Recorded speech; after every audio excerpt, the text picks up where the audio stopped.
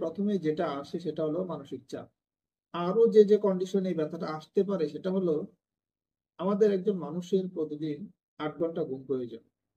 কেউ যদি এই ৮ ঘন্টার জায়গায় ১৬ ঘন্টা ১৭ ঘন্টা এরকম ঘুমাতে থাকে তাহলেও তার মাথায় যে ব্যথাটা আসে সেটা হলো টেনশন হেডেক।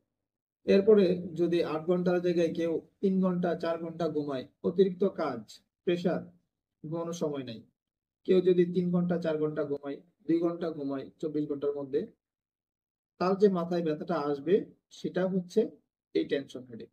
এরপরে আমরা কারণ হিসেবে যা বলতে পারি সেটা হচ্ছে যদি কেউ অতিরিক্ত চা খায়, কফি খায়, তাহলেও অনেক সময় মাথা ব্যথা অনেকেরই হয়, সেটাও টেনশন হেডেক। কারণ এই চা কফি এগুলাতে একটা এলিমেন্ট বা পদার্থ থাকে যেটাকে আমরা বলি ক্যাফেন। এই ক্যাফেনটা মাথা ব্যথার উদ্রেক করে।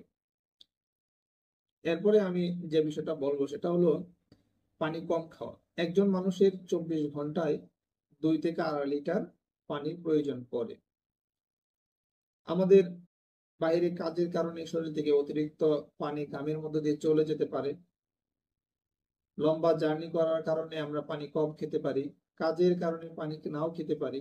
যদি এই সমস্ত কারণে আমরা প্রয়োজনীয় পানি থেকে খুব কম পরিমাণ পানি খাই তাহলেও আমাদের মাথায় অনেক সময় ব্যথা আসতে পারে, যেটাকে আমরা বলি টেনশন হেডেক। মানে এখান থেকে যে ব্যথাটা আসবে সেটাকে আমরা বলি যে টেনশন হেডেক।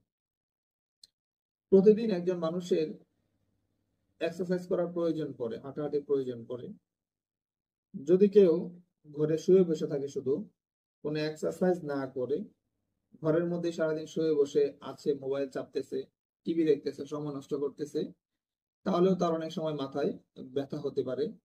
এটাকেও আমরা টেনশন টাইপ হেডেকের মধ্যেই রেখে থাকি।